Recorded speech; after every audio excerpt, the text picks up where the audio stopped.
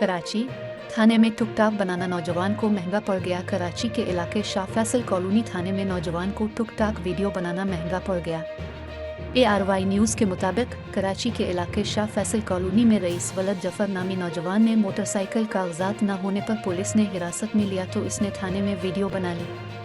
नौजवान की Shah Faisal police station में टेबल पर पांव रख कर बनाई गई वीडियो सोशल मीडिया पर वायरल हो गई थी। वीडियो वायरल हुई तो नौजवान को फिर पुलिस ने धर लिया। बाद अज़ा मुआफ़ी मांगने पर छोड़ दिया गया। नौजवान ने वीडियो में मुआफ़ी मांगते हुए कहा कि घर वाले पेपर ला रहे थे, इस दौरान फारग बैठा तो वीडियो बना ली। मुझे एक मौका दिया जाए ताकि मैं ऐसा दोबारा ना करूं।